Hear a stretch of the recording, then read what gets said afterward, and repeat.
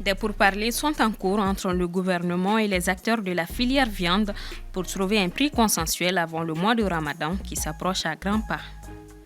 On parle culture dans ce journal. Qu'est-ce qui explique qu'il y ait autant de festivals? Élément de réponse dans une série inédite. Qu'en 2023, un bus transportant des journalistes vers Abidjan a fait une sortie de route faisant plusieurs blessés. Mesdames et messieurs, bonsoir. Bienvenue dans ce journal. Le prix de la viande bientôt en baisse au Mali. Le gouvernement et les acteurs de la filière se sont rencontrés la semaine dernière pour fixer un prix consensuel avant le mois de Ramadan. Paul Yapinguessan. L'objectif de cette rencontre est d'assurer la disponibilité de la viande à un coût abordable dans la perspective du mois de Ramadan.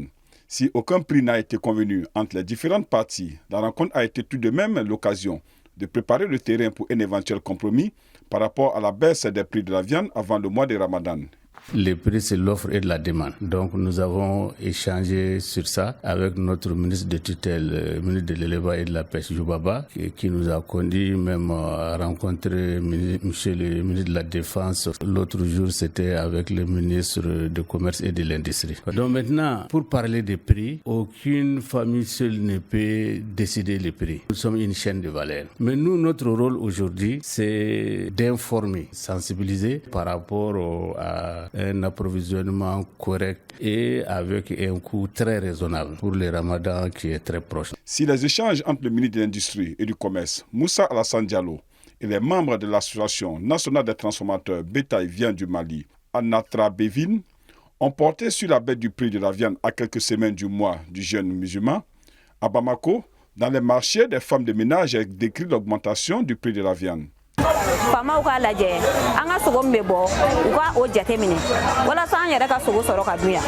Quant aux bouchers, ils expliquent que plusieurs facteurs expliquent cette hausse des prix de la viande à Bamako et affirment subir autant que les clients.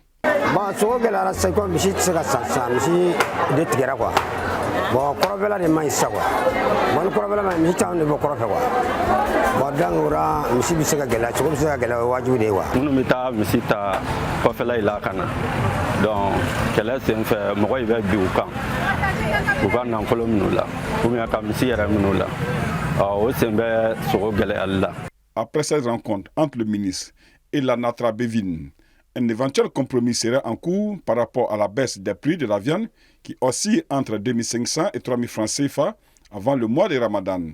Notons que depuis un certain temps, le gouvernement malien tente d'anticiper la situation pour stabiliser le prix de la viande à travers une exonération de la TVA à l'achat et à l'importation de la graine de coton. Célébrée le 24 janvier de chaque année, la Journée internationale de l'éducation a été commémorée ce mercredi au Mali, occasion pour les autorités scolaires d'évaluer les progrès réalisés dans ce domaine. Soumaïla Fane et Aïssata Maïga. Proclamé en 2018 par l'Assemblée générale des Nations unies, le 24 janvier est dédié Journée internationale de l'éducation pour célébrer le rôle essentiel de ce secteur dans la construction de la paix et du développement. Le Mali, qui n'est pas resté en marge de cette commémoration, en a profité pour rappeler les progrès réalisés et les défis à relever. La fermeture de plus de 1500 écoles a entraîné des retards d'apprentissage et des abandons scolaires. Eu égard à cette situation, le département de l'éducation est à pied d'œuvre tous les jours pour relever les nombreux défis auxquels le pays fait face. Ainsi, entre 2018 et 2019, le taux d'achèvement au premier cycle s'est amélioré de 3 points. En 2021, il a atteint 51,6%. En 2022, 54%. Pour l'UNICEF, l'éducation étant un droit essentiel pour chaque enfant, quelle que soit sa situation socio-économique ou son genre, demeure un levier capital pour encourager le développement durable et promouvoir l'égalité des genres. Dans cette perspective, la célébration de cette journée internationale de l'éducation revêt un caractère majeur car elle nous invite non seulement à réfléchir sur les actions que nous menons dans le secteur, Mais c'est aussi une occasion de sensibiliser la communauté mondiale et nationale aux défis persistants en matière d'éducation et de plaider en faveur de solutions novatrices et inclusives. Le chef du département de l'éducation rappelle que grâce aux efforts fournis par les gouvernements en vue d'une amélioration de la qualité de l'éducation, le nombre d'enseignants augmente d'année en année au fondamental 1. Selon lui, il est passé de 65 933 en 2018 à 72 254 en 2024. En ce début d'année, plusieurs festivals sont annoncés à travers le pays et d'autres en cours. Qu'est-ce qui explique cette effervescence particulière en ces temps-ci? Épisode 1 de la série de la semaine dédiée au festival au Mali. Soumaïla Fani. L'avènement de la démocratie a facilité la libre entreprise et la création de plusieurs groupements artistiques et culturels dans notre pays.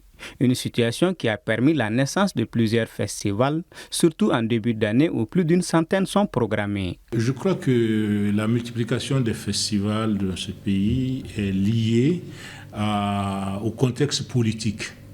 Vous savez, avec la décentralisation, chaque communauté veut avoir son événement. Ça, c'est une des premières raisons avec la décentralisation.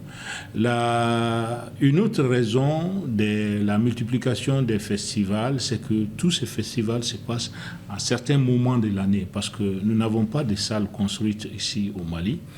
En général, c'est les mois d'hiver, les mois où il n'y a pas de pluie, donc, et aussi le mois où de Ramadan il n'y a pas de festival. Selon lui, le paysage culturel au Mali se caractérise par des manques au niveau d'aide à la création, mais aussi à la diffusion. Donc ces festivals ont tendance à vouloir remplacer ces manques-là de la politique culturelle. Mais qu'est-ce qui se passe ? Quand vous regardez beaucoup de ces festivals, c'est qu'est-ce qui est programmé? C'est des groupes de manifestations patrimoniales. Ça veut dire que ce n'est pas des groupes qui sont financés pour faire des créations. Ça veut dire que c'est la communauté même qui a ses pas de danse, qui a ces manifestations traditionnelles qui sont programmées pour être vues soit par la population ou par des étrangers. Après le festival Kaikumbe et le festival culinaire Garba, le festival Okobagnan pour la découverte de la culture Dogon se tient en ce moment et sera suivi par le festival Dibi, le festival sur le Niger à Ségou, le festival Agnan à Koulikoro, mais aussi le festival Nyanyarki à Sikasso pour la promotion de la culture sénéfo. Le festival joue un très grand rôle dans le développement socio-économique, vu déjà toute la mobilisation qui se fait autour de ces événements. Mais pour le cas du festival Nyanyarki de façon spécifique, moi je dirais que ce festival a vu le jour pour une raison spécifique. C'est que Sikasso regorge pas mal de cultures qui n'avaient pas un espace approprié d'expression. Et nous commencions à rencontrer des disparitions de beaucoup d'instruments traditionnels à Sikasso, dû à la modernisation de l'agriculture, parce que qui connaît le milieu sénéfo, c'est que ces artistes-là étaient plutôt beaucoup plus derrière les cultivateurs. Donc il fallait en ce moment avoir un espace professionnel où ces gens peuvent faire l'expression de leur savoir-faire. Ces festivals, bien plus que de simples événements de divertissement, selon lui, constituent tout de même un véritable creuset de rassemblement et de partage entre les communautés. Le Burkina Faso a inauguré hier mardi sa toute première usine de traitement des résidus miniers. Le président du Burkina invite ainsi ses voisins à venir traiter leurs résidus chez lui. Le point avec Aminata Keïta. Le Burkina Faso, troisième producteur d'or africain après le Ghana et le Mali, et 12e mondial dans le monde selon les chiffres datant de 2022, vient d'ouvrir sa toute première usine de traitement des résidus miniers. L'usine est installée dans la zone industrielle de la ville de Kosodo, en périphérie dans la capitale Ouagadougou. La mise en place de cette usine permettra au Burkina Faso de traiter sur place et d'avoir un contrôle total des résidus miniers qu'il exportait pour le traitement selon les responsables de l'usine. Inauguré en présence du chef de l'État burkinabé, le capitaine Ibrahim Traoré, celui-ci estime que l'usine est une évolution positive du contexte de souveraineté du Burkina Faso, soit une prise en main de leurs ressources. C'est une révolution. Les machines ont été entièrement conçues ici. Donc ce n'est pas des machines payées ailleurs pour assembler ici, c'est conçu ici et tout est fait ici. Donc c'est cette particularité-là, l'ingéniosité de nos ingénieurs burkinabés que je suis venu saluer. Et aussi, comme ils l'ont signifié, je pense que le traitement des résidus miniers, on exportait et nous n'avons aucune mainmise sur ce qui se passait. Donc c'est vraiment une évolution positive du contexte de souveraineté et donc de prise en main de nos ressources. Et c'est inviter donc nos pays voisins d'Afrique de l'Ouest et d'Afrique centrale à maintenant migrer vers le Burkina Faso avec les résidus miniers parce que nous avons la technologie sur place pour le faire et encourager donc tous les ingénieurs qui ont la capacité d'inventer, que nous les croyons et que nous sommes prêts à les accompagner. Au Burkina Faso, la production aurifère contribue autour de 14% aux recettes de l'État burkinabé. Cette production a reculé de 13,7% en 2022 par rapport à 2021, passant de 66,8 à 57,6 tonnes.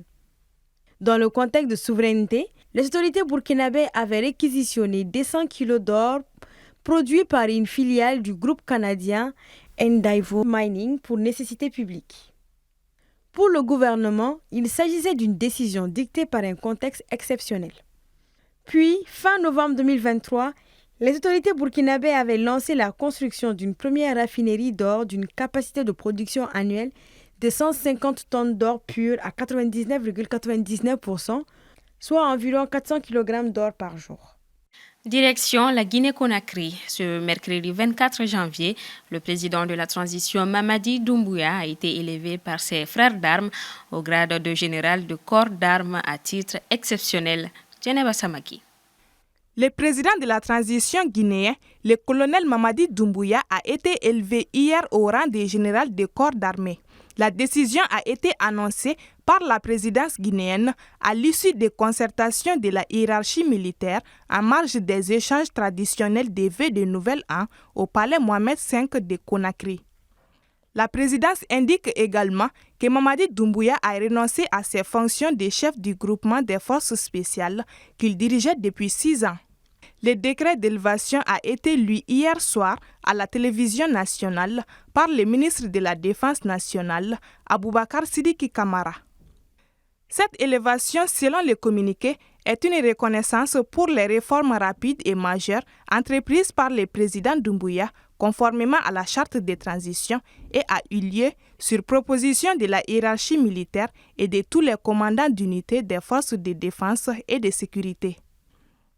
Nommé commandant du groupement des forces spéciales de l'armée guinéenne en 2018, Mamadi Doumbouya a obtenu le grade de colonel en 2020.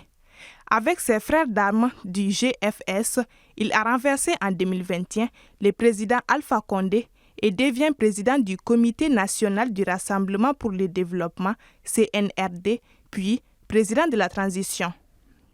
Avec ses grades de général de corps d'armée, il devient ainsi le 3e dirigeant guinéen militaire à atteindre ces grades supérieurs de l'armée, étant en fonction après Feu Lassana Conté, ancien président de la Guinée, et Sekouba Konaté, ancien président de la transition du pays. Et nous ouvrons la page CAN de ce journal.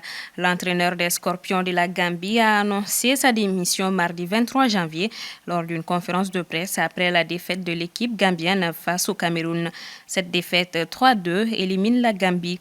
De l'autre côté, au Ghana, la Fédération ghanéenne de football a démis de ses fonctions ce mercredi 24 janvier le sélectionneur des Black Stars, Chris Hughton, suite à l'élimination de l'équipe nationale. Le Français Jean-Louis Gasset, sélectionneur de la Côte d'Ivoire, a également été démis de ses fonctions ce mercredi. Jamel Belmadi n'est plus sélectionneur de l'Algérie, éliminé hier au premier tour par la Mauritanie.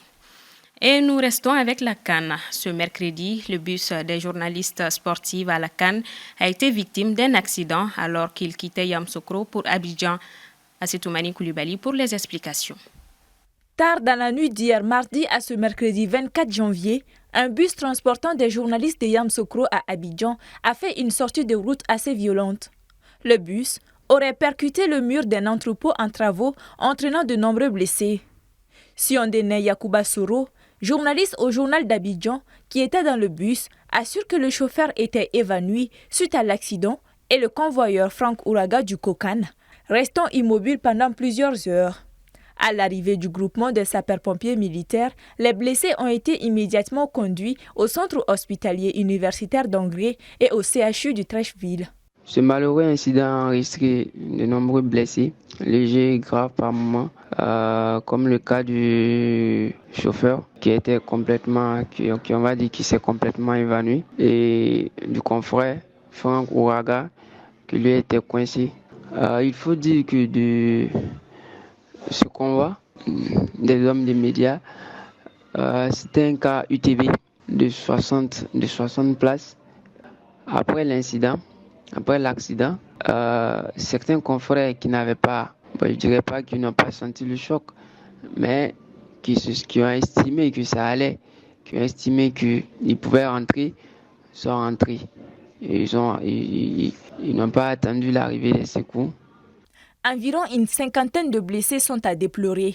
Ce mercredi, selon ces informations, plusieurs blessés se portent mieux, dont les 2 blessés graves. Le Kokan n'a pas encore réagi.